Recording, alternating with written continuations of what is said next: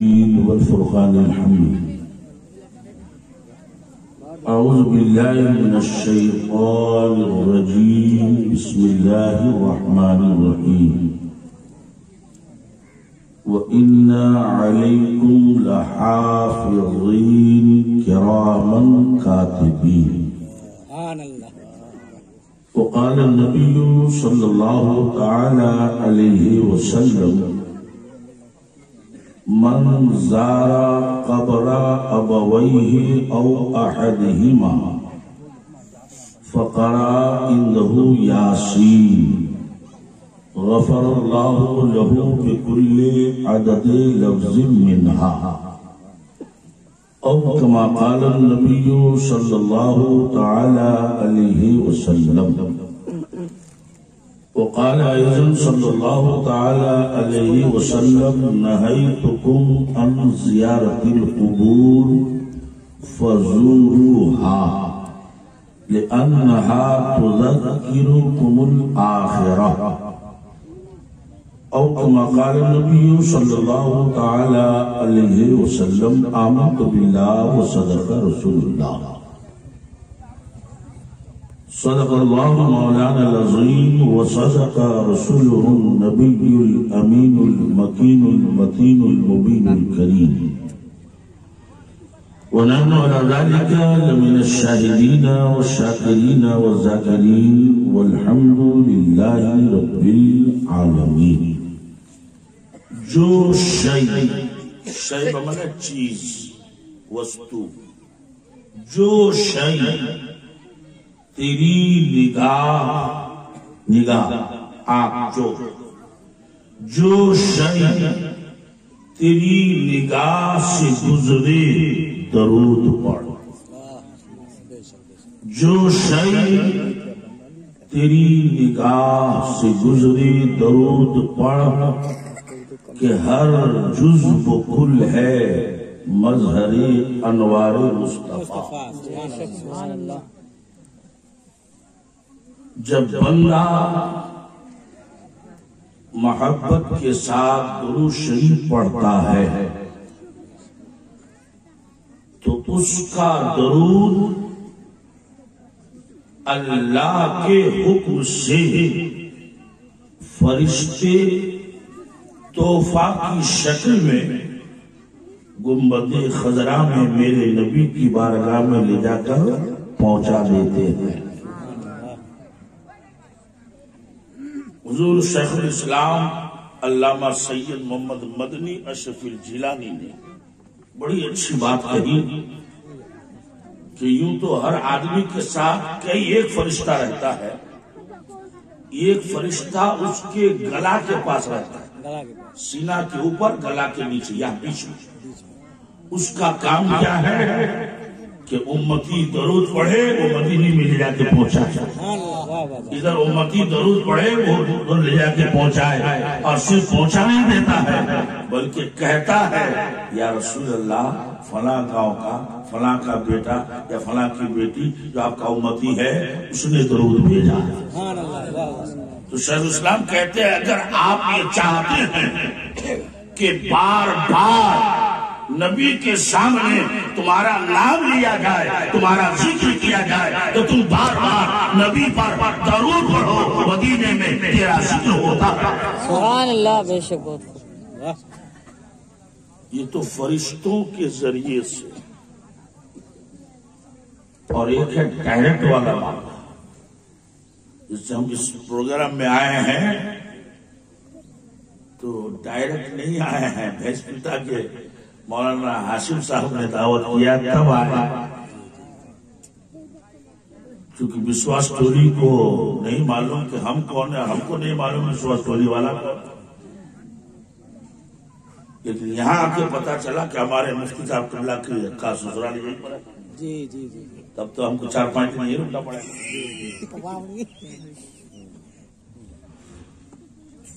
یہ ہے انڈائریکٹ لیکن صاحب دلائل الخیرات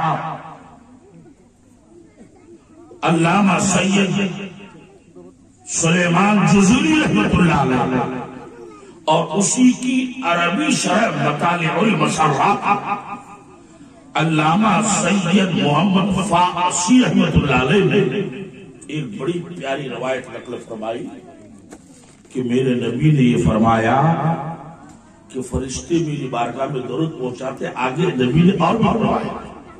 وہ کیا؟ سرکار فرماتے ہیں کہ اگر کوئی عاشق میرے عشق میں ڈوب کر دل کی گہرائی سے درود پڑھے تو فرشتوں کو پہنچانے کی ضرورت نہیں، میں ڈائریکٹ سن لیتا. چاہے پڑھنے والا قریب میں رہ کے پڑھے. نقیم صاحب کہاں گئے وہ حمد صاحب ہمارے. چاہے پڑھنے والا قریب میں رہ کے پڑھے، چاہے پڑھنے والا دور میں رہ کے پڑھے. مدینے والے تاجدار کہتے ہیں میں قریب والے کا بھی سنتا ہوں، دور والوں کا بھی سنتا ہوں. وہ اور بدعقیدہ لوگ ہیں جو کہتے ہیں نبی دور سے نہیں سنتے ہیں، اس لیے یا نبی سلام علیہ کہنا حرام ہے، ناجائز ہے. یہ اور ہوتا ہے، مگر ہم اہل سنت مسلک کے اعلیٰ حضرت والوں کا یہ ایمان ہے، عقیدہ ہے، یقین ہے کہ میرا نبی قریب سے بھی سنتا ہے، میرا نبی دور سے بھی سنتا ہے. جب یہی روایت امام عشق و محبت دریائے رحمت عظیم البرکت مجدد دین و ملت معید ملت طاہرہ مجدد بیعت ماضیہ و حاضرہ امام احمد رضا خان علیہ رحمت و رضوان کی نظر سے گزری ہے تو بریلی کی دھرتی پر پکار اٹھے ہیں کہ دور و نزدیک کے سننے والے وہ کام، دور و نزدیک کے سننے والے وہ کام گانے ڈالے کرا بنا. سبحان اللہ بے شک بہت خوب. لہذا آپ جیسا چاہتے ہیں کہ فرشتے کے ذریعہ پہنچے یا نبی ڈائریکٹ سن لے. اگر ڈائریکٹ سنانا چاہتے تو دل کی گہرائی سے درود شریف پڑھیے. اللہم صلی علی سیدنا و مولانا محمد وبارک وسلم صلاۃ و سلام علیک یا رسول اللہ، صلاۃ و سلام علیک یا حبیبی یا نبی اللہ صلی اللہ تعالی علیہ وسلم. حضرات محترم، ہمارے اسٹیج پر علماء کرام، شورا اسلام اور نقبہ اسلام، نقیب کی جمع نقبہ اسلام کا ایک نورانی قافلہ جلوگر ہے. بڑی شاندار نعت عزیز گرامی مداح رسول شاہد قمر اسلام پور سے آپ نے سماعت کی، اور ان کے بعد ہمارے بڑے بھائی حضرت علامہ مولانا مفتی مرحوم علامہ شفیع مدظل العالی و نورانی، انہوں نے علمی باتیں، شرعی باتیں، شریعت کی باتیں، مذہب کی باتیں بڑے اچھے انداز میں ہمیں اور آپ کو ارشاد فرمایا.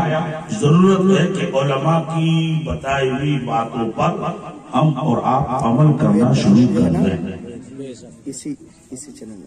خوشی کی بات یہ ہے کہ علماء کرام کے ساتھ ساتھ ہمارے پیر طریقت رہبر راہ شریعت حضرت سید قمر حضرت صاحب قبلہ، جن کو میں بہت دنوں سے جانتا ہوں اور بہت دنوں بعد ملاقات کی ہے، حضرت بھی تشریف فرما ہے.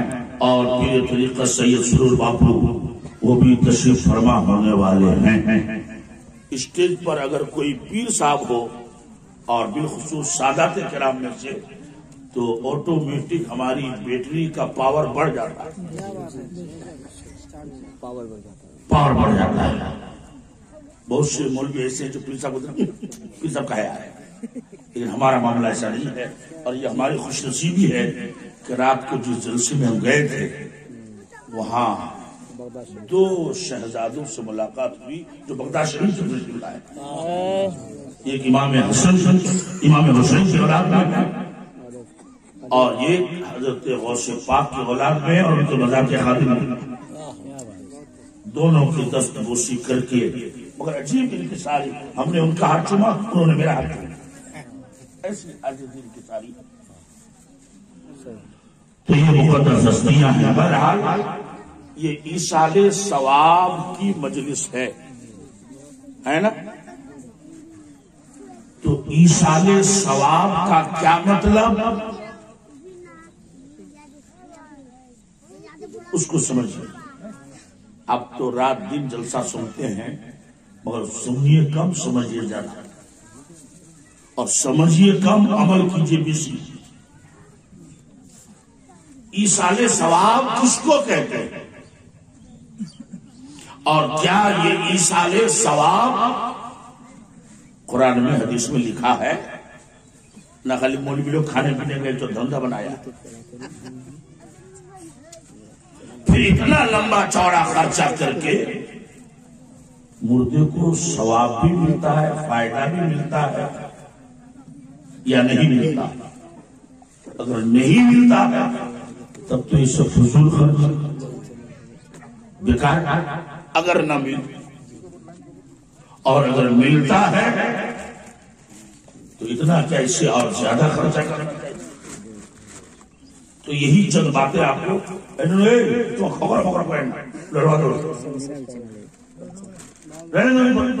بات میں دیکھا جائے بھوک لگی تو اور دکھائی دکھائی جائے. ہاں ایک منظور سے کہیے سبحان اللہ اور محبت سے بولیے نا سبحان اللہ. ایصال ثواب کا کیا مطلب؟ اس کو آسان لفظوں میں آپ کی بولی میں کیا آپ سمجھ سکتے؟ مثال کے طور پر یہ ہمارے حضرت کیا نام ہے آپ کا؟ توصیف بھائی. ان سے میں نے کہا کہ یہ ٹوپی مجھ کو دیجیے اس کے بدلے میں 50 روپے آپ لیجیے رکھے نا بچا. ایک مثال سے آپ کو سمجھانے تو 50 روپیہ ہم نے ان کو دیا اس کے بدلے میں ہم کو انہوں نے یہ ٹوپی دی تو 50 روپے کی بدلے میں ہوا نا. اسی طرح ہم اور آپ قرآن پڑھتے ہیں درود پڑھتے ہیں دعائیں کرتے ہیں فاتحہ خوانی یہ شیرینی یہ ادھر دہی ادھر بنیاد ادھر گوشت اتنا جو کچھ کیا گیا تو اس کے بدلے میں اللہ بھی تو ہم لوگوں کو دے گا.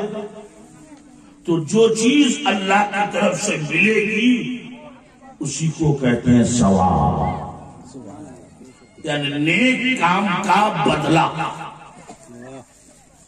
تو اب اللہ کی طرف سے جو ثواب ملا اللہ کی طرف سے جو بندوں کو ثواب ملا اسی ثواب کو مردے کا نام لے کر اس کو پہنچا دینا اسی کا نام ہے ایصال ثواب. ایصال مانے پہنچا دینا. تو ایصال ثواب کی یہ مجلس تو میں یہ بتانا چاہتا ہوں کہ ایصال ثواب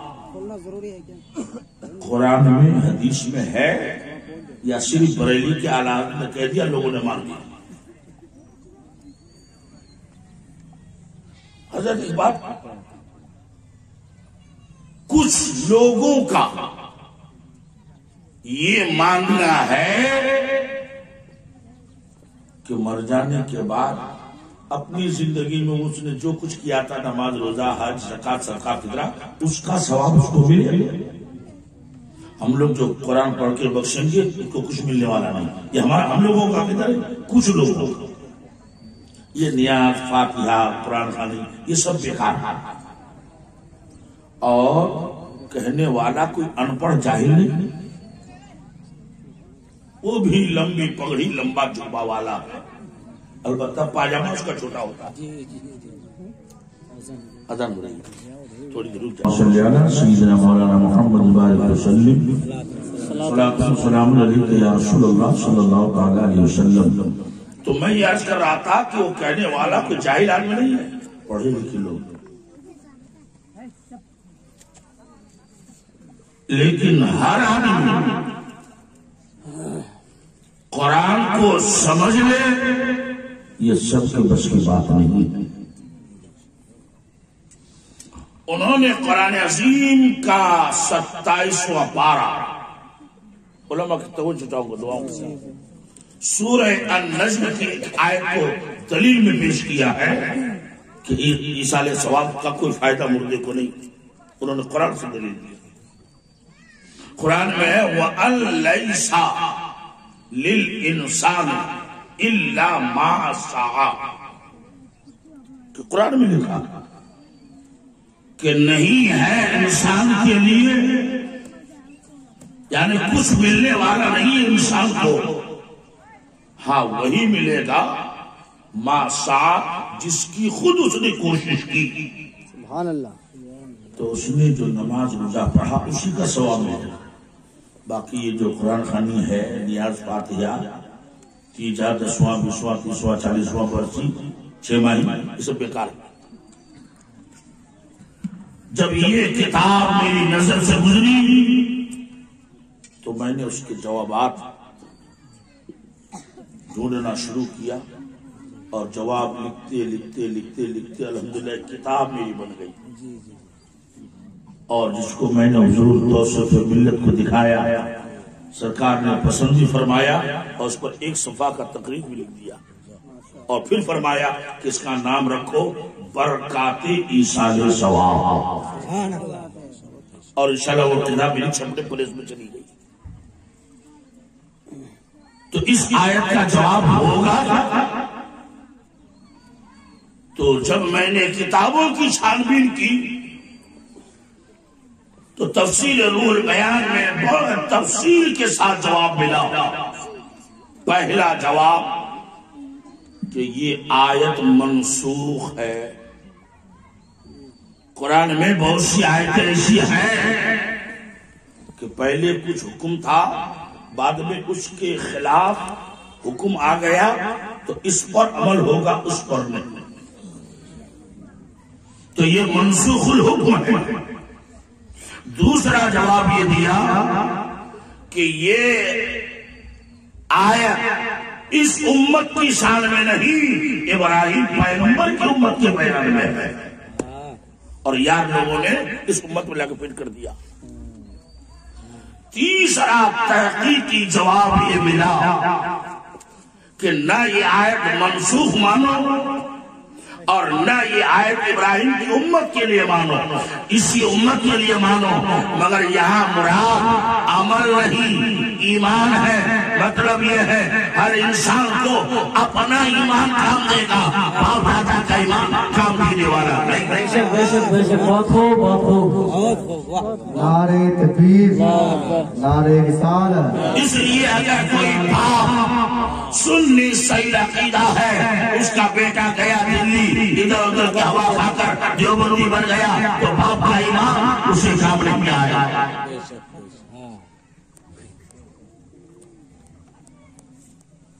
دوسری بات، قرآن عظیم کا 13واں پارہ سورہ ابراہیم، رب ارشاد فرماتا ہے کہ میرے بندو جب میری بارگاہ میں دعا مانگو تو صرف اپنے لیے دعا مت مانگو، بلکہ رب کیا کہتا ہے کہ اس طرح دعا مانگو، ربنا اغفر لی ولوالدی وللمؤمنین یوم یقوم الحساب۔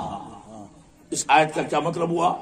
ربنا، اے ہمارا رب، اے ہمارا خدا، بخش دے مجھ کو، ولوالدی اور میرے ماں باپ کو، اور صرف ماں باپ کو نہیں، وللمؤمنین اور دنیا کے تمام مومنوں کو بخش دے۔ تو مفسرین فرماتے ہیں اگر ہماری دعا سے ماں باپ کو فائدہ نہیں ملتا، ہماری دعا سے مومنوں کو فائدہ نہیں ملتا، ہماری دعا سے مسلمانوں کو فائدہ نہیں ملتا، تو یہ آیت قرآن میں اللہ کیوں نازل فرماتا؟ تو یہ آیت بتا رہی ہے کہ ہم اپنے لیے دعا کریں تو بھی فائدہ ہے، ماں باپ کے لیے دعا کریں تو بھی فائدہ ہے، مومنوں کے لیے دعا کریں تو بھی فائدہ ہے۔ تو ہم تیجا میں مردہ کو گالی تو نہیں دیتے ہیں، ان کے لیے دعا ہی تو کرتے ہیں، یا اللہ ان کو معاف کر دے، ان کے گناہ کو بخش دے، ان کی خطا کو بخش دے، ان کی قبر کو جنت کا حصہ بنا۔ 10واں میں یہی دعا، 20واں میں یہی دعا، 30واں میں یہی دعا، 40واں میں یہی دعا، 6واں میں یہی دعا، سالانہ برسی میں یہی دعا۔ پتہ یہ چلا کہ جو دعا ہم مانگتے ہیں دن اور اور ڈیٹ کے حساب سے نام الگ الگ ہے، مگر کام ایک ہی ہے، مردوں کے لیے دعا کرنا، مردوں کے لیے ایصال ثواب کرنا۔ تو ایصال ثواب صرف بریلی کے احمد رضا نے نہیں بتایا ہے، ایصال ثواب کا طریقہ قرآن میں خود رب رحمان نے بتایا ہے۔ بے شک سبحان اللہ۔ کہ میرے بندو جب میری بارگاہ میں دعا مانگو تو صرف اپنے لیے نہیں، اپنے ماں باپ کے لیے بھی مانگو، مومنوں کے لیے بھی مانگو۔ یہ تو 13واں پارہ میں ہے، اٹھائیے 28واں پارہ سورہ حشر۔ رب فرماتا ہے والذین جاؤوا من بعدهم یقولون ربنا اغفر لنا ولإخواننا الذین سبقونا بالایمان۔ بے شک کہ جو لوگ بعد میں آئے وہ یہ کہتے اللہ ہم کو بھی بخش دے، اور ہمارے وہ بھائی وہ بہنیں جو ایمان کے ساتھ دنیا سے چلے گئے ہیں ان کو بھی بخش دے۔ ایمانداری سے بتائیے ایصال ثواب میں یہی تو ہوتا ہے کہ جو چلے گئے ہیں دنیا چھوڑ کر، جو چلے گئے ہیں اپنی قبر میں، ان کے لیے مغفرت کی دعا مانگی جاتی ہے، بخشش کی دعا مانگی جاتی ہے۔ تو یہ قرآن کی آیت بتا رہی ہے کہ مغفرت کی بخشش کی دعا کرنا کوئی ناجائز نہیں ہے، بلکہ یہ طریقہ تو خود قرآن میں اللہ نے بتایا۔ اور حضرات محترم ایک بات اور سنیے، قرآن عظیم کا 30واں پارہ سورہ انفطار آیت نمبر 10-11 رب فرماتا ہے وَإِنَّا عَلَيْكُمْ لَحَافِظِينَ۔ کیا مطلب؟ کہ میرے بندو تم ایسے ہی چھوڑ نہیں دیے گئے ہو۔ ایک ہے کہ گورو کے گلا میں رسی باندھ کر خود گاڑ کر کے باندھ دیے تو وہ جتنی لمبی رسی ہوگی اتنی ہی تک گھوم سکتا ہے وہ گورو، اور ایک ہے کہ رسی اسی چھوڑ دیے، اب چاہے اس بغان میں جائے چاہے اس بغان میں جائے، اس بغان میں جائے، چھٹا ہوا۔ تو قرآن کہتا ہے میرے بندو تم کو ایسی چھوڑ نہیں دیا گیا ہے کہ جو چاہو کرو، حرام ہو کہ حلال ہو، جائز ہو کہ ناجائز ہو، نہیں، تمہارے کندھے پر کان پر 2 فرشتہ 24 گھنٹہ 24 hours any time, day and night, رات و دن 24 گھنٹہ ہم نے 2 فرشتے کو مقرر کر دیا۔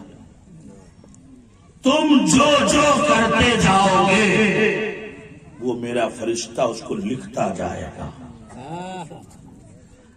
جیسے چائے بغان میں ایک منشی ہوتا ہے، ایک تو ٹاٹی کا منشی ہے، ایک مدرسہ کا منشی ہے، سنا بولنا جو منشی رکھے تھے سنیے گا، وہاں پڑھا جائے کہ الف 2 جبر ان، ایک ماسٹر کا ہے منشی، الف 2 جبر ان ہمیں نا ان کچو، تم تو ماسٹر تم کیا جانتے، ہم منشی ہم نہیں جانتے۔ ہمارے حضرت جس علاقے کے چونکہ بچپن سے ہی ہمارا اس علاقے میں جانا آنا ڈمٹی علاقہ، 2 منشی نے جھگڑا لگایا، یہ کہتا کہ جانور، یہ لفظ صحیح ہے، وہ کہتا بالکل غلط، جانور نہیں جانور پڑھا جائے، جانور، وہ دلیل دیتا ہے کہ فعلا فعلا فعلو، واو سے پہلے پیش، تو یہاں جانور میں بھی واو ہے، اس سے پہلے پیش جانور۔ ایک ہے باغان کا منشی، اس کا کیا کام کہ سنیچر سے لے کر کے جمعہ تک یا سوموار سے لے کر سنیچر تک کون کون لیبر آیا کون نہیں آیا وہ کاپی میں لکھتا ہے، جیسا اس کا رپورٹ ہوگا اسی حساب سے مزدوروں کو پیسہ ملے گا، جس دن حاضری پیسہ، جس دن غیر حاضری ختم، بلا تشبیہ۔ رب فرماتا وَإِنَّا عَلَيْكُمْ لَحَافِظِينَ كِرَامًا كَاتِبِينَ، کہ تمہارے اوپر بھی 2 مقرر ہیں، 2 نگراں ہیں، کرامن کاتبین، یہ تمہاری نیکی اور بدی سب کو لکھتے ہیں۔ حضرات محترم، آج تو انسانوں کا معاملہ یہ ہے کہ بس صرف دولت چاہیے، ہے نا؟ چاہے جائز ہو ناجائز ہو حلال و حرام ہو، اس سے کوئی مطلب نہیں، لیکن یاد رکھیے ایک دن حساب کتاب ہوگا، اور کیسا حساب؟ ایک ایک ذرے کا حساب، ایک ایک قطرے کا حساب، کس نے کس کی زمین پیمانی کیا ہے اس کا حساب، کس نے کس کا روپیہ قرضہ لیا ہے اور دیتا نہیں ہے اس کا حساب، کون کس کی طرف ایک ہاتھ زمین بڑھا کر کے ٹاٹی کھچکا کر کے لے لیا اس کا حساب۔ پہلے تو مسلمان خالی بیٹا چھوڑ کا ختنہ کرتا تھا، اب تو راستہ کا ختنہ کرتا ہے۔ 2 سال پہلے گاڑی گزرتی تھی، ادھر سے ٹاٹی چڑھا دیا، ادھر سے 1 سال بعد اور چڑھا دیا، وہ راستہ کا ختنہ کرتے کرتے بہت بڑا راستہ تھا اس کو آلی بنا کر چھوڑ دیا۔ تو اس کا بھی حساب، یہاں تک کہ سینگ والا جانور، جس گورو کو جس بکری کو سینگ ہے اور جس کو سینگ نہیں ہے اس کو ایک تو سینگ مار دیا، جس کو ہم لوگ اپنی زبان میں کہتے ہیں ڈک مار دیا، اس کا بھی حساب قیامت میں ہوگا۔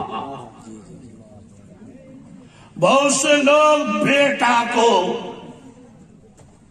پوری زمین دکان مکان بغان رجسٹری کر دیتا، کیوں کہ اگر رجسٹری نہیں کر دیں گے تو ہمارے مرنے کے بعد بیٹی داماد آئے گا حصہ لینے کے لیے، تو ابھی اس کو کٹ اپ کر دو، اور بڈھا بیٹا کے نام پورا کر دیا، بیٹی سب کو چھوڑ دیا، اور موش پر تاؤ دے کر کے بھینس پیٹا ہاتھ میں پان کھا کے گھومتا ہے۔ کیسا پان؟ میٹھا پتا 120 چنا پھر مجھے الگ سے 20۔ بہت بڑا کام کیا ہے، بہت بڑا کام کیا۔ اب میرے مرنے پر آئے تو بیٹی داماد وہ سوچتا ہے کہ ہم نے بہت بڑا کام کیا ہے، میں کہتا ہوں بالکل تم نے بہت بڑا کام کیا، بہت اونچا کام کیا، بہت ہائی فائی وائی فائی اونچے لیول کا کام کیا، مگر بڈھے سب تو نے کام تو کیا ہے مگر جہنم جانے کا ٹکٹ بنا لیا، تو نے جہنم جانے کا ٹکٹ بنا لیا ہے۔ اس لیے کہ قرآن کہتا ہے للذکر مثل حظ الانثیین، اگر باپ مر جائے، باپ کے مرنے کے بعد اس کی زمین جائیداد کا بٹوارا کیا جائے، بیٹی کو ایک حصہ، بیٹا کو ڈبل حصہ ملے گا، تو بیٹی کو وارث تم نے نہیں رب نے بنایا ہے، تو جس کو رب نے وارث بنایا ہے اس کی ولادت ختم کرنے کا تمہیں حق اس نے دیا ہے۔ تو تم نے رجسٹری نہیں کر دیا، خدا کے قانون کے خلاف کام تم نے کیا، بالکل، اس لیے تم نے بڑا کام تو کیا ہے مگر جہنم جانے کا کام کیا۔ اور یاد رکھیے کہ جہنم جانتے ہیں نا؟ اللہ اکبر، 4 دیوار کا ایک مکان۔ ہم لوگ بھی مکان بناتے ہیں، کئی دیوار ہوتی ہے ایک مکان میں؟ ایک تو مکان میں کئی وال ہوتا ہے، جلدی بولیے نا، 4 ہاں؟ تو جوش سے بولیں گے تو آپ کو کیا ہو جائے گا؟ ڈر لگ جائے گا کیا؟ یہ ہسکری کا جلسہ نہیں کہ ہم آپ سے چندہ مانگیں گے، یہ میلاد ہے۔ 4 دیوار کا ایک مکان ہے نا؟ جہنم بھی 4 دیوار کا ایک مکان ہے، مگر ہم لوگ جو گھر بناتے ہیں اس کی دیوار کتنی موٹی ہوتی ہے؟ دیوار سب کینچ کی، نیچے 10 اور اوپر آتے آتے شارٹ کر دیتے، اب ایک ہی اینٹا 5 انچ۔ لیکن جہنم کی دیوار کتنی موٹی ہے، کتنے انچ کی ہے؟ علماء کرام بیٹھے ہیں، سیاستہ کی حدیث شریف ہے، میرے نبی نے فرمایا کہ تیز دوڑنے والا کوئی گھوڑا بیماری دھات نہیں جو خوب دوڑتا، سر پٹ، تیز دوڑنے والا گھوڑا، اور اس پر کوئی نوجوان آدمی بیٹھے اور رات دن گھوڑا کو دوڑاتا جائے 70,000 سال تک جتنی دور وہ گھوڑا دوڑ سکتا ہے اتنی موٹی جہنم کی دیوار ہے۔ اور گہرائی کتنی ہے؟ 1 ہاتھ 2 ہاتھ 1 باز 2 باز. اس پنڈال کے اوپر جو یہ شامیانہ ہے وہاں سے کوئی آدمی ایک تو پتھر چھوڑ دے اور ایک روا کا ٹکڑا چھوڑ دے تو نیچے جلدی کون آئے گا؟ جلدی بولیے. پتھر چونکہ بھاری ہے وہ جلدی سے نیچے آ جائے اور روا کا ٹکڑا ہلکا ہے وہ آہستہ آہستہ آہستہ آہستہ آئے گا. اب جہنم کی گہرائی کتنی ہے؟ مدینے کی سرزمین، میرے نبی تشریف فرما ہے، صحابہ کرام نبی کی دیوانوں کا میلہ لگا تھا. اتنے میں بھیانک آواز آئی، اتنی دہشتناک وحشتناک آواز کہ صحابہ ڈر گئے، سہم گئے. پوچھا یا رسول اللہ یہ کیسی آواز تھی؟ تو میرے نبی کی آنکھوں میں آنسو آ گئے، میرے نبی رونے لگے اور روتے روتے پیغمبر نے فرمایا ایک بھاری بھرکم پتھر جہنم کے اوپر چھوڑا گیا تھا، وہ 70,000 سال کے بعد آج نیچے تک میں پہنچا ہے. اتنا دن جہنم کے اندر اس بھاری بھرکم پتھر کو پہنچنے میں لگ گیا ہے. تو اندازہ لگائے گہرائی کتنی ہوگی. اس جہنم میں صرف آگ ہی آگ ہے، دوسری کوئی چیز نہیں. وہ بھی کیسی خطرناک آگ کہ دنیا میں جس کو ہم لوگ آگ کہتے ہیں، آگن کہتے ہیں، اس سے اس کا پاور 70 گنا زیادہ.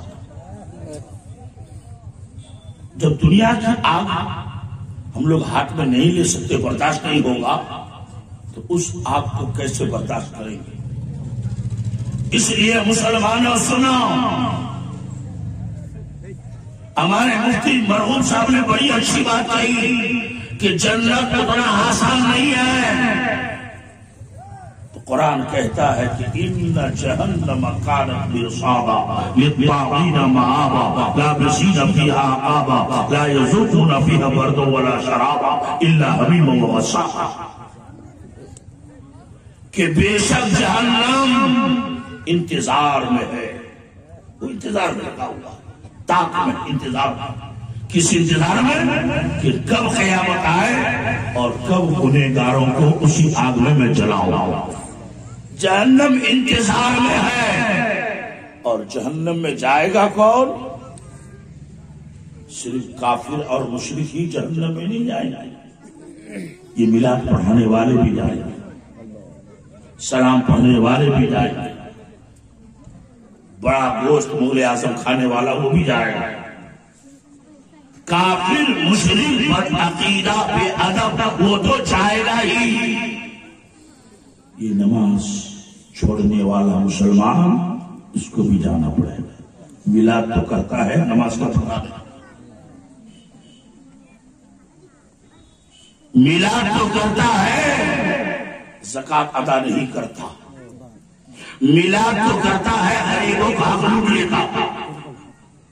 میلاد تو کرتا ہے، دوسرے کی زمین ہڑپ کر لیتا. میلاد تو کرتا ہے، لوٹری کا ٹکٹ بھی کاٹتا ہے. میلاد تو کرتا ہے، سود بھی کھاتا ہے. سود کا کاروبار مسلمانوں میں اب زیادہ پھیل رہا ہے. فتح رسولیہ اٹھا کر دیکھیے، سرکار اعلیٰ حضرت نے ایک حدیث شریف کو بیان فرمایا کہ اپنی ماں کے ساتھ معاذ اللہ کوئی 70 بار زنا کرے، اس سے برا ہے کہ 1 روپیہ کا کوئی سود کھائے، اس سے بھی بدتر ہے. اس لیے لوگوں سبحان اللہ، پیر طریقت حضرت سید سرور باپو تشریف لا رہے ہیں. آپ لوگ تعظیم آل رسول کے لیے کھڑے ہو جائے. سبحان اللہ. اولاد رسول پیر طریقت سرکار سید سرور میاں قبلہ مدظل عالی و نورانی اسٹیج پر تشریف فرما ہے. جلوہ بار ہے، زور سے کہیے سبحان اللہ. اور میں نے آپ کو پہلے کہا تھا کہ جب کوئی پیر اور اوپر سے سید اسٹیج پہ آ جائے تو میرا پاور بڑھ جاتا، آٹومیٹک ریچارج ہو جاتا. تو جہنم انتظار میں ہے۔ اللہ سب مسلمان کو، تمام مومنوں کو، سنیوں کو جہنم سے بچائے۔ اور جہنم میں جو ایک بار چلا جائے، پہلے ایک مسئلہ یاد رکھیے، کافر مشرک بدعقیدہ جہنم میں ہمیشہ رہے گا، کبھی اس کو نکالا نہیں جائے گا۔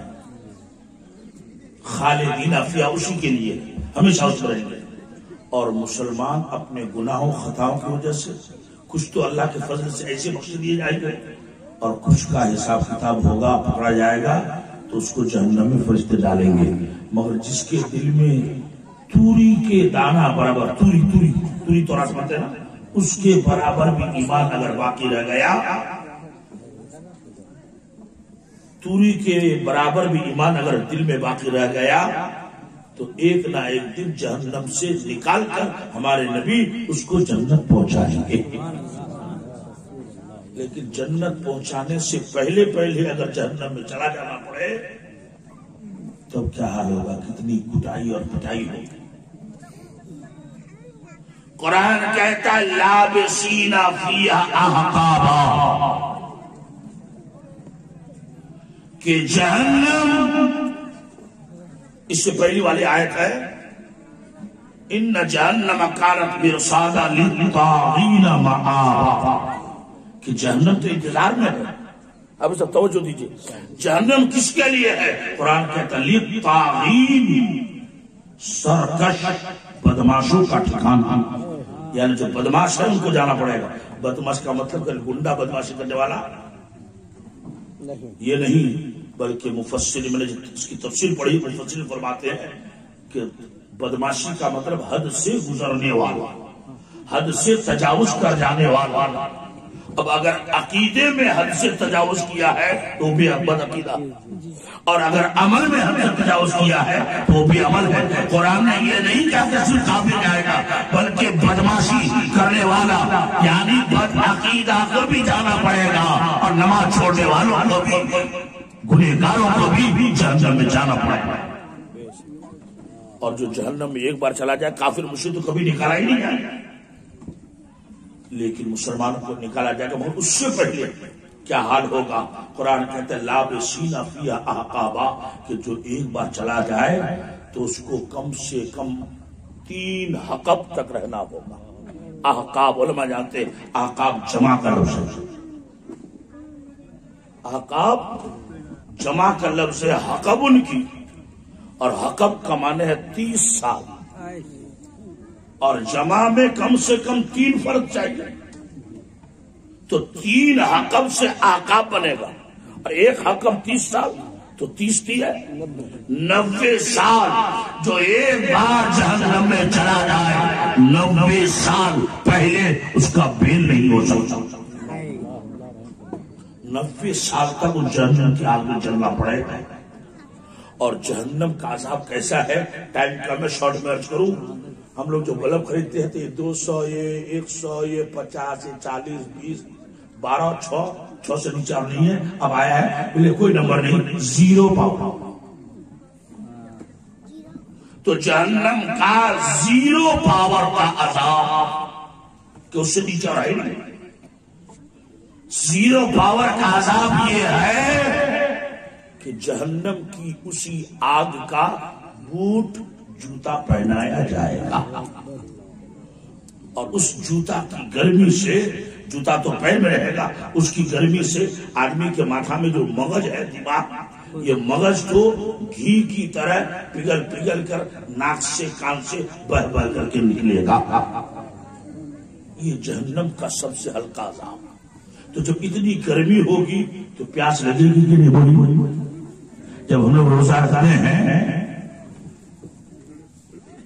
تو اگر ٹھنڈا دن ہو تو بہت اچھا، اور جتنی گرمی ہو جائے آج کی طرح تو ظہر کے ٹائم تک تو ٹھیک، جہاں ظہر کے بعد کا ٹائم آیا عصر تک، اور عصر سے مغرب تک بھوک تو کم بیشی، پیاس بہت لگتی ہے کہ نہیں؟ تو جب صرف گرمی سے پیاس کی یہ شدت، تو جہنم میں کتنی پیاس لگے گی؟ تو کیا جہنمیوں کو وہاں پانی پلایا جائے گا، شربت، لیمو کا شربت، نیبو پانی، تھمس اپ، کوکا کولا، 7 اپ، ماجا، پیپسی، ڈیو، بسلیری آتیسلیری نہیں۔ جہنمی لوگ جو جلیں گے تو بدن سے جلنے کی وجہ سے اس کا خون اور پیپ نکلے گا، وہی خون پیپ ایک گڈھا میں جمع ہوگا، پینے کو وہی پینے بھی ملے گا، خون اور پیپ والا پانی۔ قرآن کہتا ہے لا یذوقون فیہا بردا ولا شرابا الا حمیما وغساقا، کہ ان کو پینے کے لیے نہ پانی ملے گا نہ ٹھنڈی کوئی چیز، الا حمیما وغساقا، مگر گرم اور کھولتا ہوا وہ پیپ والا پانی۔ اے اللہ جہنمیوں کو پانی کیوں نہیں ملے گا؟ ایک نکتے کی بات، جہنمیوں کو پینے کے لیے پانی کیوں نہیں ملے گا؟ یہ خون اور پیپ بدبودار پانی کیوں؟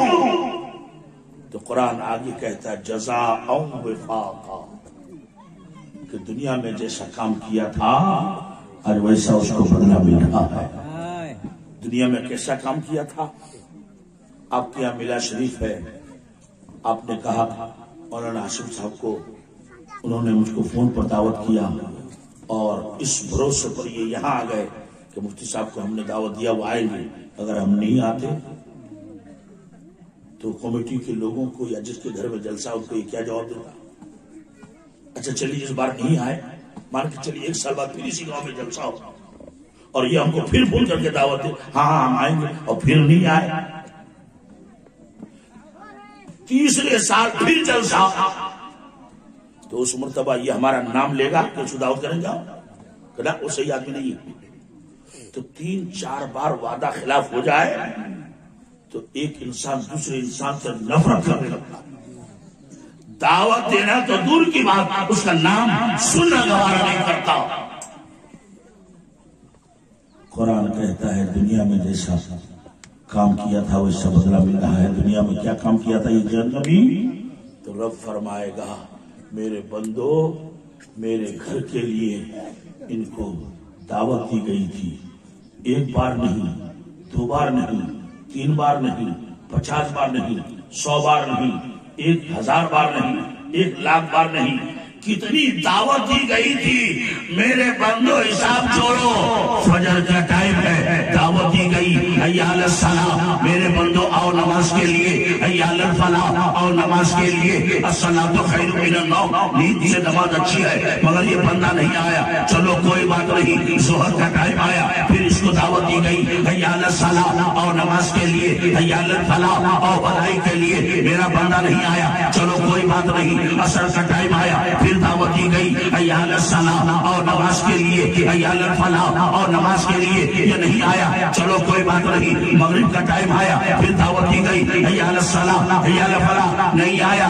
چلو کوئی بات نہیں، عشاء کا وقت آ گیا پھر دعوت دی گئی حی علی الصلاۃ حی علی الفلاح، ایک دن میں 5 دعوت، ہفتہ میں دعوت دی گئی نہیں آیا، مہینے میں دعوت دی گئی نہیں آیا، 15 دن دعوت دی گئی نہیں آیا، 6 مہینہ دعوت دی گئی نہیں آیا، 1 سال تک دعوت دی گئی نہیں آیا، 10 سال تک دعوت دی گئی نہیں آیا، 20 سال تک دعوت دی گئی نہیں آیا، 50 سال تک ان کی دعوت ہوتی رہی، ایک بار نہیں آیا، مرتے دم تک ان کو ایک دن میں 5 مرتبہ مسجد کی دعوت ملی، یہ نہیں آیا، دنیا میں اس نے نماز کا مسجد کا خیال نہیں کیا تھا، آج اس کی پیاس کا خیال نہیں کیا جائے گا۔ جزاء وفاقا، جیسوں کو تیسا بدلا، لوگوں اس کو کیا حال ہوگا، اس لیے ڈرو اپنے رب سے، نمازیں نہیں پڑھتے تھے تو پڑھنا چالو کرو، جھوٹ بولتے تھے جھوٹ سے توبہ کرو، کسی کا حق دبا کے بیٹھے ہو اس کا حق واپس کرو، ورنہ یاد رکھو ایک دن مرنا ہے، ایک دن مرنا ہے۔ شیخ سعدی رحمۃ اللہ علیہ فرماتے ہیں کہ اچھا ہو یا برا مرنا دونوں کو ہے، تو جب دونوں ہی کو مرنا ہے تو یہی اچھا ہے کہ ہم اللہ کا نیک بندہ بن کر دلی کی جامع مسجد میں آپ لوگ دیکھے ہوں گے دلی کی جامع مسجد بڑی اونچی، سیڑھیوں پر ایک فقیر بیچارہ غریب بھیک مانگ رہا تھا. اب وہاں تو امریکہ سے، افریقہ سے، انگلینڈ سے، ہر جگہ سے لوگ آتے ہیں. تو باہر کا ایک آدمی انگریز آیا، اس سے بھی اس مسلمان فقیر نے کچھ مانگا. اس نے جو کچھ دینا تھا بٹوا نکالا اور دے دیا.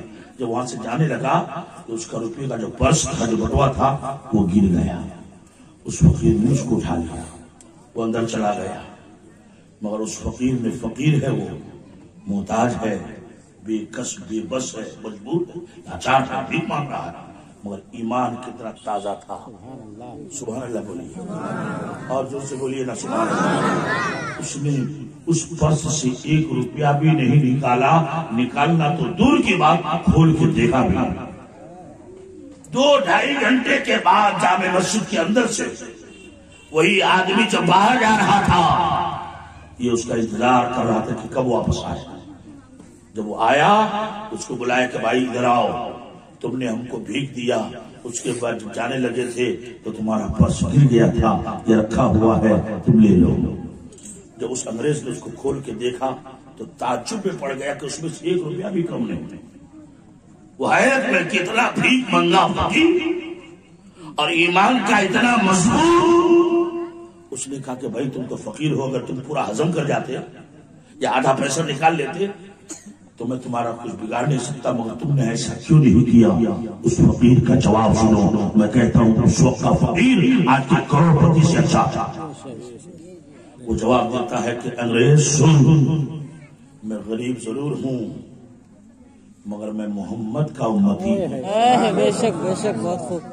تو پیسہ والا ضرور ہے، چونکہ تو عیسائی ہے، عیسیٰ پیغمبر کو مانتا ہے، تو تمہارے حساب سے تمہارا پیغمبر عیسیٰ علیہ السلام ہے، میرا پیغمبر محمد رسول اللہ ہے. اگر میں تمہارا بٹوا چوری کر لیتا تو کل بروز محشر خدا کے سامنے حضرت عیسیٰ پیغمبر یہ کہتے ہیں میرے نبی سے کہ یا رسول اللہ، آپ کے ایک امتی نے میری امتی کا بٹوا چرا لیا تھا. تو اس وقت اللہ کے سامنے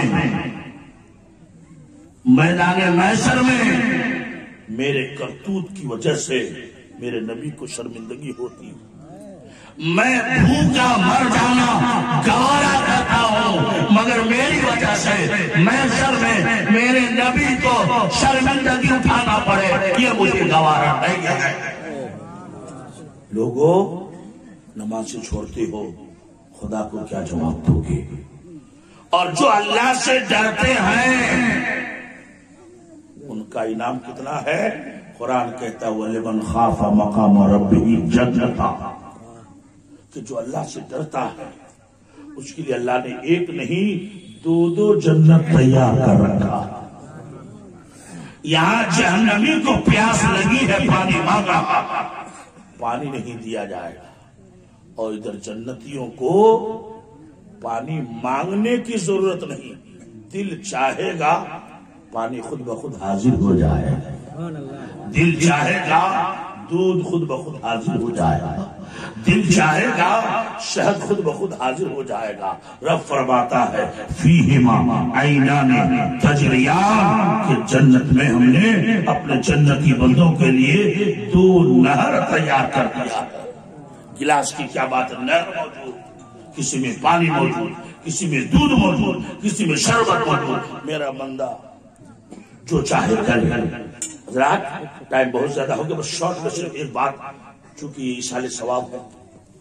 یہ پردہ تھا نا ان کی والدہ کی حجن، تو میں ابھی چونکہ مجھے معلوم تھا کہ لمبی تقریر ہوگی، اسی حساب سے میں تقریر کو پھیلایا، اور میں نے تقریر ابھی اسٹارٹ نہیں کیا.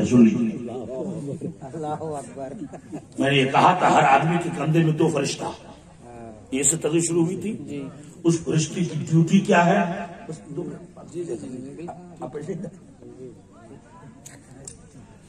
تو اس کا کام کیا ہے؟ نیکی اور بدی کو لکھے. اور کب تک لکھے گا؟ جب تک انسان زندہ ہے نا. مر جانے کے بعد نہ وہ کوئی نیک کام کر پائے گا، چلو میلاد میں چلو جلسے میں ختم، اور نہ ہی وہ کوئی غلط کام کر پائے گا کہ چلو 1 لوٹے کا ٹکٹ لے لیں. ہے نا؟ 2-3 آدمی وہاں بیٹھا ہے، چلو اس فلاں آدمی کی برائی کر دیں، جان بوجھ کر کے آگ لگا دے بیچ میں، تو مرنے کے بعد اس سے تو کر نہیں پائے گا، تو مرنے کے بعد اس کی نیکی بدی لکھنے کی ضرورت نہیں. تو جب مر گیا قبرستان میں لے جا کے ہم لوگ دفن کر دیے، تو اس آدمی کے ساتھ جو ہر آدمی کے ساتھ تھا، تو اس مردے کے ساتھ اس کی زندگی میں جو فرشتہ تھا، اس وقت وہ اللہ کی بارگاہ میں کہتا ہے، کون وہ دونوں فرشتہ؟ یا اللہ جو کام تو نے دیا تھا، اب یہ تیرا بندہ مر گیا، اس کی ڈیوٹی جو ہم کو ملی تھی تو ختم ہو گئی، تو پھر ہم کو کام کیا ہوگا؟ اجازت دے کہ آسمان میں جا کر تیری عبادت کرے. جو فرشتہ ہے یا زمین پہ رہ کر تیری عبادت کرے، کیونکہ جب یہ تیرا بندہ مر گیا تو ہم لوگ کا کچھ نہ کچھ تو کام ہونا چاہیے. تو رب فرماتا ہے، میرے فرشتوں، آسمان زمین میں میری عبادت کرنے والے بندوں کی کوئی کمی نہیں، تم کو عبادت کی ضرورت نہیں. پھر فرشتے کہتے ہیں، مولا تو ابھی سے لے کر قیامت تک ہمارا کام کیا ہوگا؟ تو رب کی رحمت دیکھی، ایڈوانس میں سبحان اللہ بول دیجیے، اور تھوڑا زور سے بولیے نا، اور تھوڑا پاور بڑھا کے بولیے. رب فرماتا ہے، میرے فرشتوں، جب تک یہ میرا بندہ دنیا میں تھا یا میری بندی دنیا میں تھی، تو ماں باپ بھائی بہن دادا پوتا ناتی یہ سب اس کے ساتھ تھے. آج یہ یہاں آیا ہے قبرستان، تو سب نے ساتھ چھوڑ دیا. تم ساتھ مت چھوڑنا. فرشتے کہتے مولا اب کیا کریں؟ رب کی رحمت دیکھو. رب فرماتا ہے، میرے بندے کی قبر کے سرانے کے طرف کھڑے ہو جاؤ، اور ابھی سے لے کر قیامت تک اس کی بخشش کی مغفرت کی دعائیں کرتے رہو. ان کی مغفرت اور بخشش کی دعائیں کرتے رہو. تو وہ دونوں فرشتے اس بندے کے لیے بخشش کی مغفرت کی دعائیں کرتے رہتے ہیں. پتا چلا کہ مرحوم کے لیے مغفرت کی بخشش کی دعا کرنا صرف بریلی کی اعلیٰ حضرت کی سنت نہیں، یہ تو فرشتوں کی سنت. ہاں، بریلی کے احمد رضا نے وہی بتایا ہے جو قرآن و حدیث نے سکھایا ہے. پتہ یہ چلا کہ ایصال ثواب یہ کوئی نئی چیز نہیں ہے، یہ تو شروع سے چلی آ رہی ہے. اللہ اپنے بندوں پر مہربان ہے. رب کو معلوم ہے میرا بندہ دنیا سے آئے گا، گناہوں کا بوجھ لے کے آئے گا، دنیا سے آئے گا، خطاؤں کا بوجھ لے کے آئے گا. قیامت آنے سے پہلے ان کا گناہ کم کر دینا ہے. اس لیے اللہ نے فرشتوں کو ڈیوٹی پہ لگا دیا ہے. فرشتوں میری بارگاہ میں تسبیح و تحلیل پڑھتے رہو اور اس میت کے لیے ایصال ثواب کرتے رہو. اللہ تعالیٰ اس مرحومہ کی مغفرت فرمائے.